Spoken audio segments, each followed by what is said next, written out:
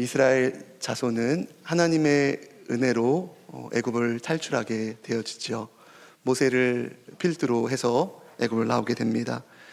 약 2개월 만에, 좀 더 정확하게 말한다면 한 달 보름 만에 출애굽해서 시내산에 이르게 됩니다. 하나님께서는 그들을, 이 이스라엘 백성들, 출애굽한 이스라엘 백성들을 시내산으로 이끌어 들이셔서 그들과 언약을 맺으시죠. 하나님께서 그들을 자신의 백성 삼으시고 그들의 하나님이 되시겠다는 언약이었습니다. 하나님이 그렇게 이스라엘과 언약을 맺으시고 그들에게 하나님의 백성으로 살아가야 할 말씀, 율법을 주십니다. 이제는 그들은 애굽에서의 노예가 아니라 하나님 백성으로 광야에서든지 또 그들이 앞으로 들어가게 될 가나안 땅에서든지 그들은 하나님의 백성으로 하나님 말씀대로 살아가야 했습니다. 그러나 그들은 얼마 안 있다가 하나님이 아브라함 때부터 약속하신 가나안 땅, 바로 그 앞 가데스 바네아에서 하나님을 불신합니다. 가나안에 살고 있는 거대한 아낙 자손 앞에서 무너지죠. 자신들은 메뚜기 같은 존재이기에 큰 성과 거인들이 즐비한 가나안 땅에 들어갈 수 없다는 겁니다. 하나님이 그들을 자기 백성 삼으시고 그들이 하나님이 되시겠다고 언약까지 맺고 그들이 살아가야 될 하나님의 말씀을 전해주셨고 또 그들과 함께 하셔서 그들의 삶을 인도하시고 그들의 삶을 책임지시겠다라고 약속하셨는데도 이스라엘은 이 가데스 바네아에서 하나님을 불신합니다. 결국 그들은 광야에서, 이 불신한 이들은 광야에서 40년의 시간을 보내게 되어집니다. 그 40년 동안 어떻게 됐습니까? 출애굽한 1세대들이 다 여호수아와 갈렙을 제외하고는 시간이 흘러 다 죽게 되어지죠. 하나님의 심판이었습니다. 이제 애굽에서 나온 20세 이하의 백성들과 광야에서 태어난 2세대들만 남게 되었습니다. 그들은 요단강을 끼고 가나안을 앞에 둔 모압 평지에 다다르게 되어집니다. 이제 막 가나안 땅에 들어가기 직전인 것이죠. 바로 이 모압 평지에서 모세가 이 2세대 백성들에게 설교한 말씀이 신명기서 말씀입니다. 이제 곧 가나안 땅에 들어가게 될 건데 모세가 그들에게 하나님이 이제까지 해오셨던 행하신 일들을 일깨우고 다시 이제 기억나게 하는 거죠. 일깨우고 삶을 하나님께 다시 재헌신하도록, 다시 헌신하도록 격려하기 위해서 이 모압 평지에서 모세는 광야 2세대 백성들에게 설교를 합니다. 이 신명기에는 모세의 설교 3편이 나오고 있는데요. 오늘 본문 29장은 모세의 세 번째 설교를 담고 있는데 거기서 하나님이 이스라엘과 맺는 언약, 이 모압 평지에서 그 언약에 대한 이야기를 합니다. 우리가 알듯이 제가 지금까지 쭉 말씀을 드렸는데 이때로부터 40년 전 이스라엘 백성들은 시내산에서 시내산 언약을 맺게 되어지죠. 오늘 본문에 보면 1절에 보면 호렙이라고 나와 있는데 동일한 말이죠. 시내산에서 시내산 언약이라 부르는 언약을 맺게 되어집니다. 오늘 본문은 이제 40년이 지난 이후에 그 언약 외에 모압 평지에서 맺은 언약을 기록하고 있습니다. 1절 말씀 우리 다시 한번 같이 한번 읽어볼까요? 1절입니다. 호렙에서 이스라엘 자손과 세우신 언약 외에 여호와께서 모세에게 명령하여 모압 땅에서 그들과 세우신 언약의 말씀은 이러하니라. 아멘. 새번역 성경을 보니까 1절 첫머리를 이렇게 번역하고 있었습니다. 이스라엘 자손과 세우신 언약, 호렙에서 세우신 언약, 시내산에서 세운 언약을 말하는 거죠.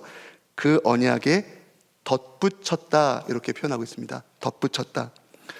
하나님은 시내산 언약에 덧붙여서 모압에서 이 광야 2세대 백성들과 언약을 맺으십니다. 덧붙였다 언약의 갱신을 말하는 거죠. 언약의 갱신. 그래서 보통 우리는 이 언약을 시내산 다음에 40년이 지난 모압 평지에서 맺은 언약을 우리 보통 모압 언약이라고 그렇게 부릅니다. 성경을 보면 이렇게 하나님께서 한 민족 아니면 한 개인 이렇게 언약을 맺으시는데요. 여러분 아실 겁니다. 아담이나 노아, 아브라함이나 이삭이나 야곱, 또 다윗과 같은 사람들, 이들 개인과 하나님께서 언약을 맺으시기도 했고요. 나아가 시내산 언약과 같이, 또 오늘 본문에 나와 있는 모압 언약과 같이 한 민족과 하나님께서는 언약을 맺으시기도 하셨죠. 이렇게 언약이 계속 갱신이 되어지는 거죠. 계속 갱신되어질수록 우리가 발견할 수 있는 것은 언약을 맺는 이 백성의 대상이 점점 확대되는 것을 볼 수 있습니다. 오늘 본문의 모압 언약도 그 언약 맺는 대상이 이스라엘 사람들로부터 시작해서 저 끝까지는 외국인, 이방 사람들까지 확대되는 것을 볼 수 있습니다. 자, 신약 시대로 넘어가 볼까요? 예수님께서 십자가에 죽으시고 부활하시고 승천하셨죠. 그것을 믿는 새 언약의 대상, 새 언약 백성의 대상은 누구였습니까? 우리가 알고 있죠.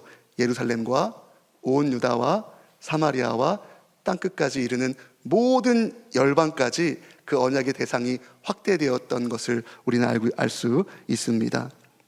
성경에 이 언약이란 말이 정말 많이 나오는데 수도 없이 많이 나오죠. 그만큼 이 언약이란 말은 중요하다라는 것을 알 수 있는 거죠. 종종 이제 우리가 언약이란 말을 생각할 때 약속이란 말과 혼동을 할 때가 있습니다. 같은 의미를 가지고 있다고 혼동을 할 때가 있죠. 같은 말일 수 있겠으나 다른 의미를 가지고 있습니다. 언약은 약속을 의미하기도 합니다. 그러나 약속과는 그 의미가 다릅니다. 이 언약이란 말을 원어로 베리트라고 하거든요. 베리트. 어떤 의미가 있냐면 자르다, 죽이다라는 의미가 있습니다. 자르다, 죽이다. 이 고대 근동에서 이 쌍방이 계약을 맺을 때 여러분 아실 거예요. 쌍방이 계약을 체결할 때 희생제물을 반으로 쫙 가르고 그 사이를 언약 당사자들이 그 사이를 지나갔습니다. 만약 계약을 파기할 시 어떻게 된다는 거죠? 이 짐승 같은 죽음을 면치 못할 것이다. 이렇게 서로 확인을 하며 언약을 맺었던 거죠. 결국 언약은 생명을 담보로 한 엄숙한 쌍방의 약속임을 알 수 있습니다. 이처럼 언약은 쌍방 간의 합의에 의해 이루어지는 계약이나 맹세를 말하는데요. 하나님과 사람, 또 사람과 사람, 민족과 민족 간의 이 약속이 주류를 이루고 있습니다.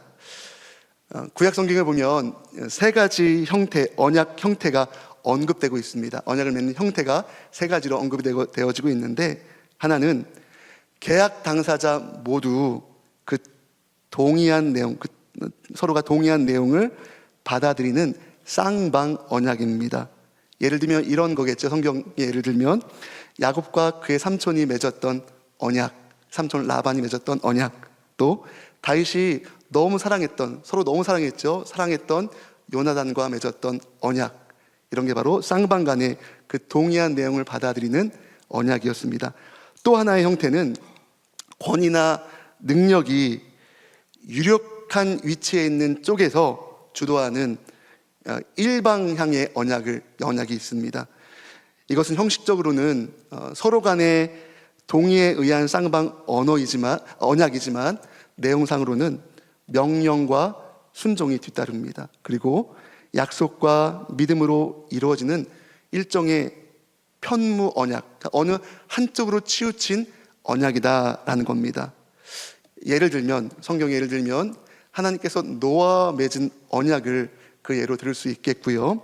또 하나님이 출애굽한 후에 이스라엘과 시내산에서 맺은 언약, 그리고 오늘 본문에서 이 모압 평지에서 광야 2세대 백성들과 맺은 언약, 이 언약을 포함할 수 있겠죠.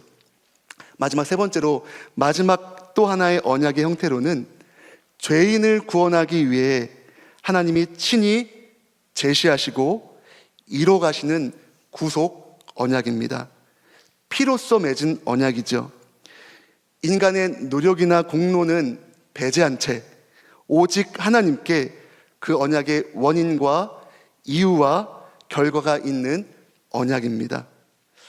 하나님이 이스라엘과 맺은 시내산 언약이나 오늘 본문에 나와 있는 모압 언약도 이 구속 언약의 요소가 포함되어져 있다는 것을 우리는 알 수 있습니다. 왜냐하면 이 언약의 출발, 이 모압 언약이나 이 40년 전에 있었던 시내산 언약, 그 언약의 출발이 하나님께로부터 시작되었기 때문입니다. 그 언약의 주체가 하나님이기 때문이라는 거죠. 그들을 구속하시겠다는 하나님의 의지로부터 이 언약이 맺어졌기 때문입니다.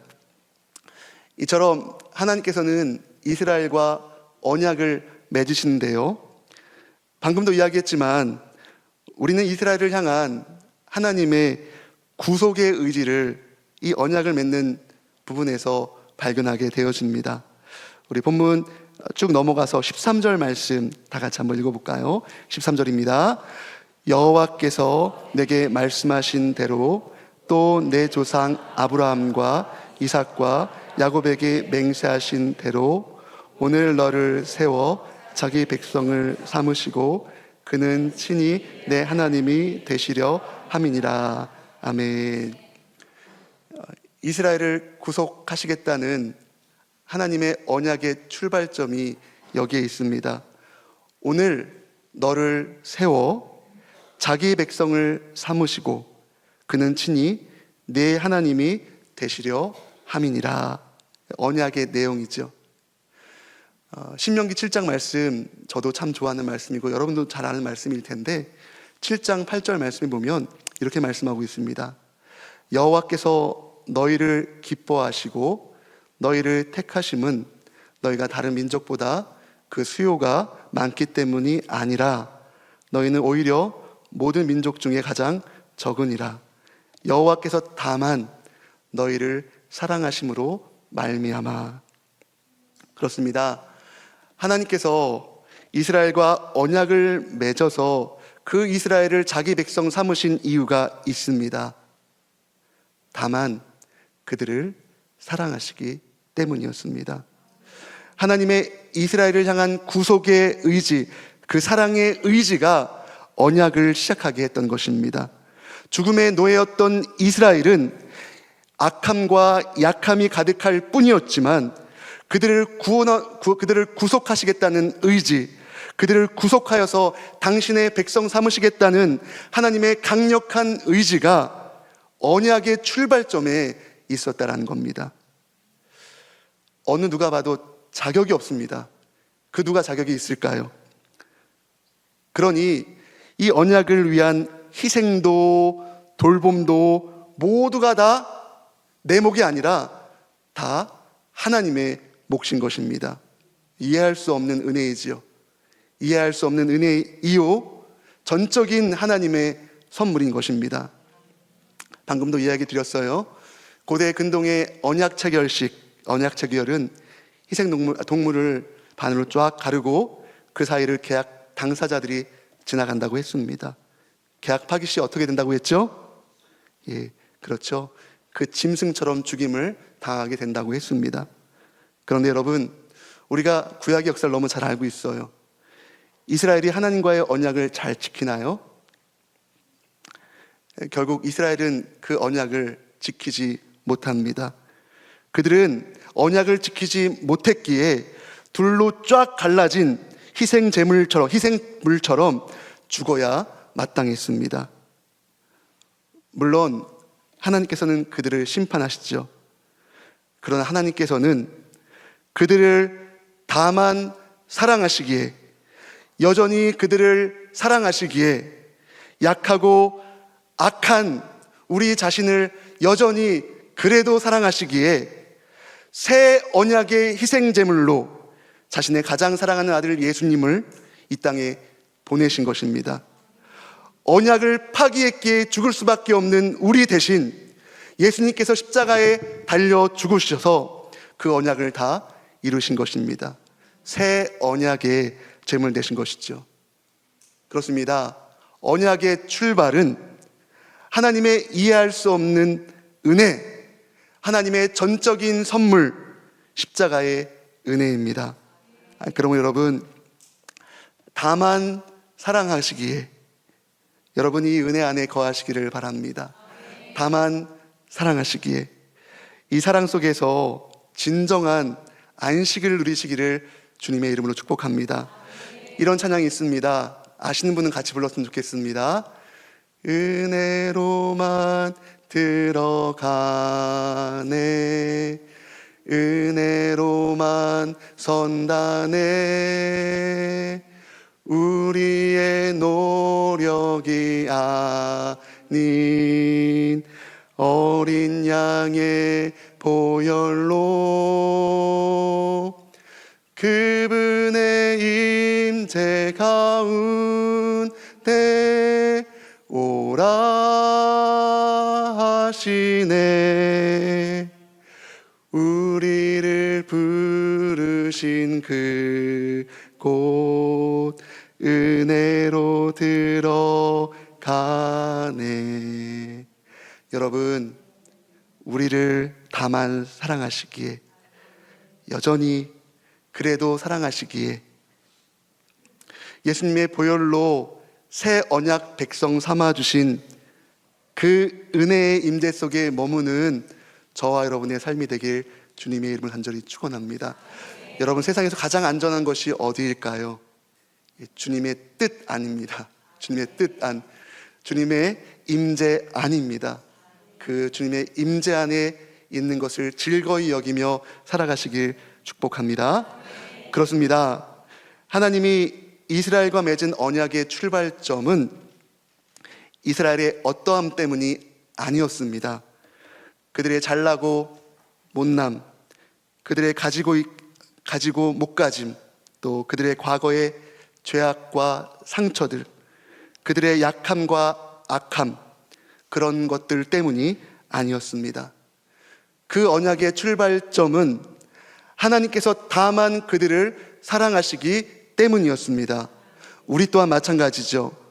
우리가 지금 이 자리에서 하나님을 예배할 수 있는 것은 하나님께서 다만 우리를 사랑하셨기 때문입니다. 하나님께서 다만 우리를 사랑하시기 때문에 우리가 지금 이 자리에 서서, 이 자리에 앉아서 하나님을 예배할 수 있는 것입니다. 지난번에 디모데 셀 모임에 가서 함께 셀 모임을 참석한 적이 있었습니다.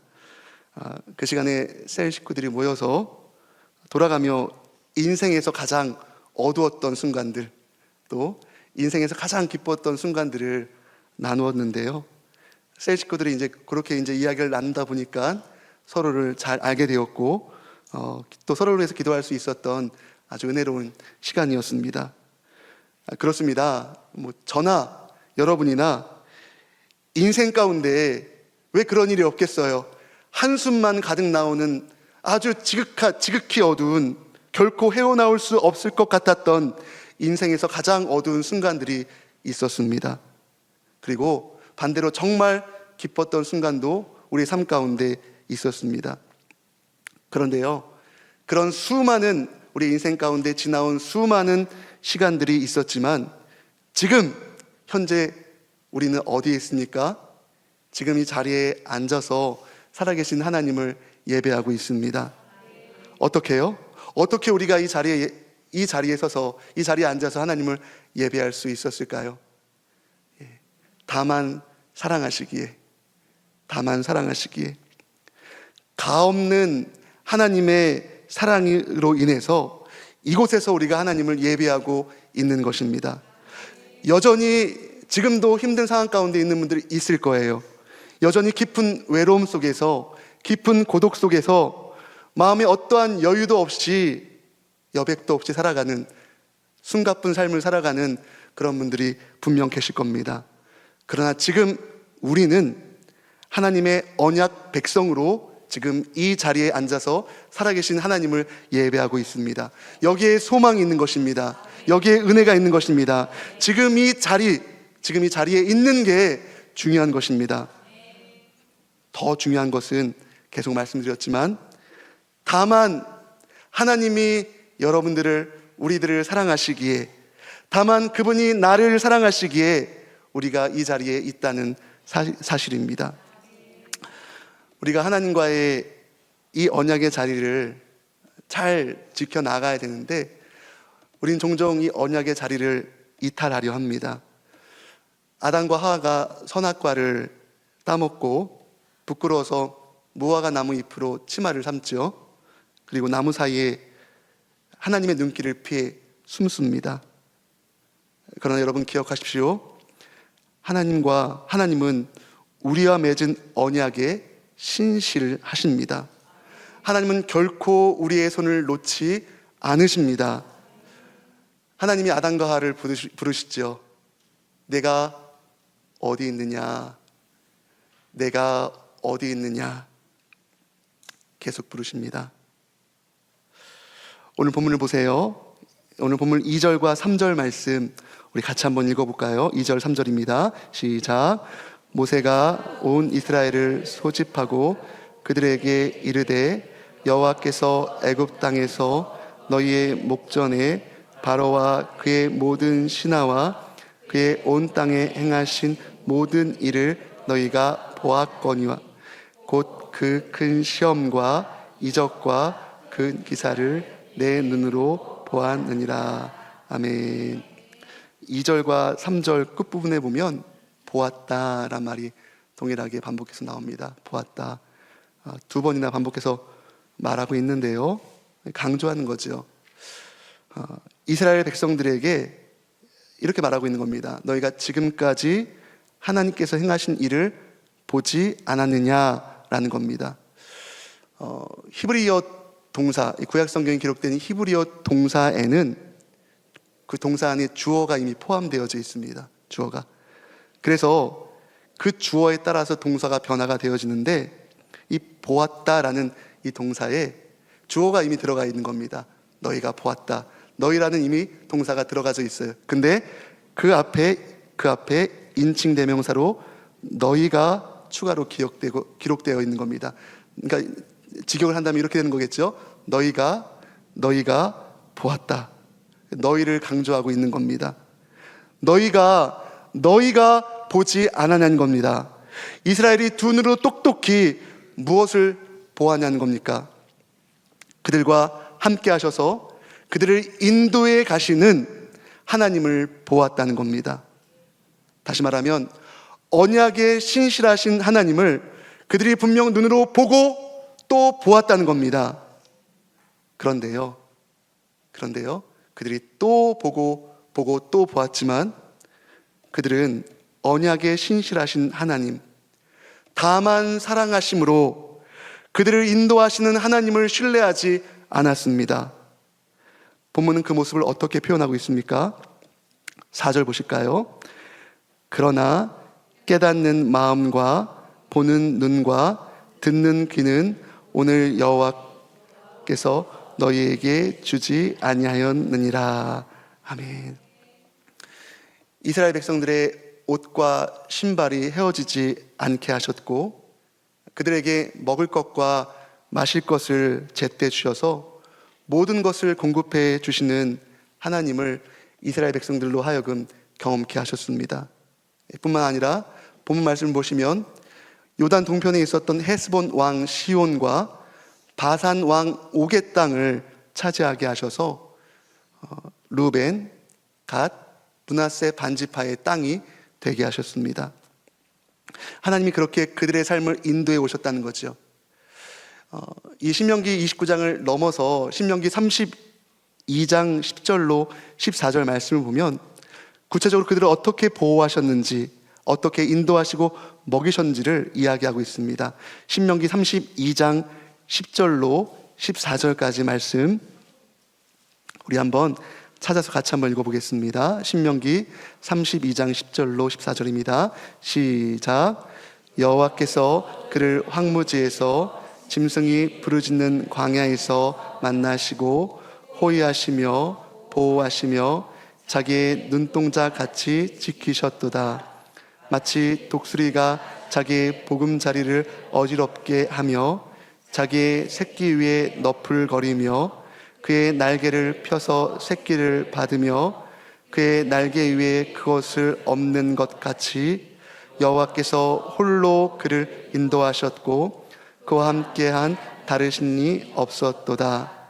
여호와께서 그가 땅의 높은 곳을 타고 다니게 하시며 밭의 소산을 먹게 하시며 반석에서 꿀을 굳은 반석에서 기름을 빨게 하시며 소의 엉긴 젖과 양의 젖과 어린 양의 기름과 바산에서 난 순양과 염소와 지극히 아름다운 밀을 먹이시며 또 포도즙의 붉은 술을 마시게 하셨도다.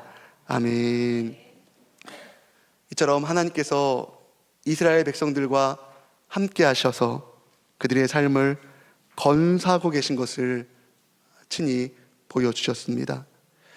맺으신 언약의 신실하신 하나님의 모습을 분명히 보여주셨습니다. 그러나 그들은 그렇게 하나님의 일하심을 눈으로 목도했음에도, 그들의 눈으로 직접 보았음에도 불구하고 그것을 지금까지 그들에게 향하신 하나님의 신실하심이라는 것으로 해석해내지는 못했습니다.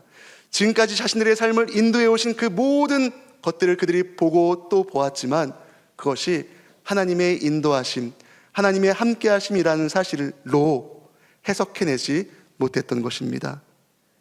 자, 여러분 한번 생각해 보세요. 이런 상태로, 이런 마음의 자세로, 이런 믿음의 상태로 이 광야 2세대 백성들이 가나안 땅에 들어가게 된다면 그들은 하나님과의 언약에서 충실할 수 있을까요? 안 봐도 비디오입니다. 안 봐도 비디오입니다. 우리는 이미 그 역사를 잘 알고 있습니다. 백전백패입니다. 세상 인력에 끌릴 수밖에 없고요. 세상 우상에, 세상의 신의 현란함에 현혹이 되어서 실패하는 인생이 될 수밖에 없습니다. 그래서 하나님께서는 이 모압 평지에서 출애굽 이 광야 2세대의 백성들과 다시 언약을 맺으시는 것입니다. 시내산 언약에 덧붙여서 다시 언약을 갱신하신 겁니다. 4절 말씀을 보시면 4절 말씀을 세번역 성경으로 보면 이렇게 번역하고 있었는데요. 제가 한번 읽어보겠습니다. 그러나 바로 오늘까지 주님께서는 당신들에게 깨닫는 마음과 보는 눈과 듣는 귀를 주지 않으셨습니다. 오늘까지는 이스라엘 백성들에게 깨닫는 마음과 보는 눈과 듣는 귀가 없었다는 겁니다. 그래서 그들이 넘어지고 실패했다는 겁니다. 그러나 오늘부터 다시 언약을 맺는 이 시간부터 깨닫는 마음과 보는 눈과 듣는 귀로 언약의 신실하신 하나님을 신뢰하며 살아갈 것을 지금 이 언약을 맺으면서 강권하고 있는 것입니다. 깨닫는 마음과 보는 눈과 듣는 귀를 열어 주옵소서. 기도하는 이 시간 무엇보다 이것을 구하시기를 바랍니다. 주님, 저에게 깨닫는 마음과 보는 눈과 듣는 귀를 허락하여 주옵소서. 여기서 깨닫다라는 말의 의미는요, 알다라는 의미를 갖고 있습니다. 알다. 그러니까 깨닫는 마음은 아는 마음을 의미하는 겁니다. 아는 마음. 그런데 여기서 안다라는 말은 율법, 하나님의 말씀과 관련된 단어입니다.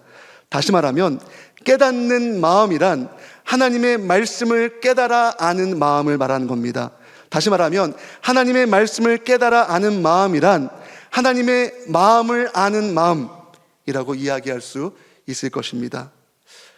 어떤 목사님이 다윗 왕이 어떻게 하나님 마음에 합한 자가 될 수 있었느냐라는 것에 대해서 쓴 글을 읽은 적이 있었는데요.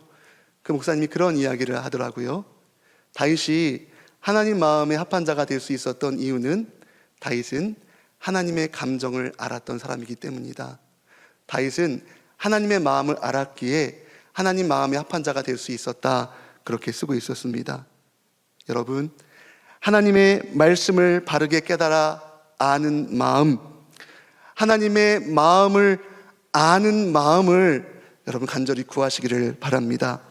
아울러 지금까지 우리의 삶을 구원하셔서 여기까지 건사하시고 인도하신 하나님이 앞으로도 내 삶의 모든 여정을 함께 하실 것을 신뢰하는 믿음의 눈, 그 보는 눈, 그 믿음의 눈을 구하시기를 바랍니다. 히브리서 기자 말하지요. 믿음은 바라는 것들의 실상이요 보이지 않는 것들의 증거니, 믿음이 없이는 하나님을 기쁘게 하지 못하나니 하나님께 나아가는 자는 반드시 그가 계신 것과 또한 그가 자기를 찾는 자들에게 상 주신 이심을 믿어야 할지니라. 믿음의 눈을 허락하여 주옵소서. 믿음의 눈으로 지금까지 내 삶에 임하셔서 일하셨던 하나님의 일들을 기억하게 하시고 바라보게 하시고 앞으로 내 삶 가운데 행하실 주님의 일, 그 일을 바라보며 믿음으로 한 걸음 한 걸음 나아가게 하옵소서 기도하시길 바랍니다. 그리고 하나님의 음성을 듣는 귀를 구하십시오. 솔로몬 왕이 된 이후에 다윗 왕이 이루었던 넓은 영토, 많은 사람들, 그것들을 꾸려 나가려면 아마도 큰 두려움, 자신감이 없었던 것 같아요. 그는 하나님께 구하지요. 일천번제를 드린 이후에 나타나신 하나님께 구하지요. 하나님, 저에게 지혜를 주십시오. 하나님, 저에게 듣는 마음을 허락하여 주십시오. 겸손하게 하나님 말씀을 듣는 귀, 듣는 마음을 구하시기를 바랍니다. 이렇게 하나님께서 모압 평지에서 이 광야 출애굽 2세대 백성들과 언약을 맺으십니다. 시내산 언약에 덧붙여서 모압 평지에서 모압 언약을 맺으신 이유가 분명히 있었죠. 9절 말씀 보실까요? 9절 말씀 같이 한번 읽어보겠습니다. 그런즉 너희는 이 언약의 말씀을 지켜 행하라. 그리하면 너희가 하는 모든 일이 형통하리라. 이제까지는 못했지만, 이제까지는 실패하여 자주 넘어졌지만, 그러나 이제부터는 깨닫는 마음과 보는 눈과 듣는 귀로 언약에 신실하신 하나님 말씀에 순종함으로 형통한 삶을 살기 위함이었습니다. 신명기 33장 29절 말씀처럼 정말 이스라엘 백성들이 행복자의 삶을 살도록 하기 위해서 하나님께서 이렇게 모세를 통해서 말씀해 주신 것이었습니다. 사랑하는 여러분, 다만 너희를 사랑하시기에 그 하나님의 사랑 가운데 늘 머물러 사시기를 바랍니다. 언약에 신실하신 하나님을 바라보십시오. 그 언약에 신실하신 하나님을 깨닫는 마음과 보는 눈과 듣는 귀로 온전히 알아가십시오. 그리고 정확히 보시고 제대로 들으십시오. 이것이, 우리가 이 하나님의 사랑 안에 거하는 것이 우리가 이 세상에서 능력 있는 삶을 살아갈 수 있는, 이 세상을 이기며 나아갈 수 있는 원동력이 되어줄 수 있는 것입니다. 그러니 언약에 신실하신 하나님을 바라보는, 다시 말씀드립니다, 깨닫는 마음, 보는 눈, 듣는 귀를 구하십시오. 나아가 그 마음으로, 그 눈으로, 그 귀로 더할 수 없는 사랑으로 사람을 사랑하사 외아들 예수를 통해 영원한 언약을 십자가에서 맺으시고 영원히 자기 백성과 하나가 되게 하신 것을 바라보시기를 바랍니다.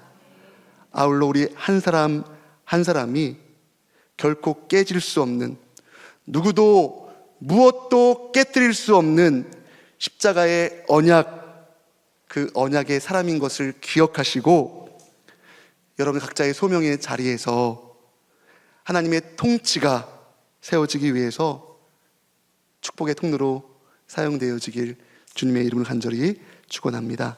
아멘. 우리 찬양하고 함께 좀 기도했으면 좋겠습니다.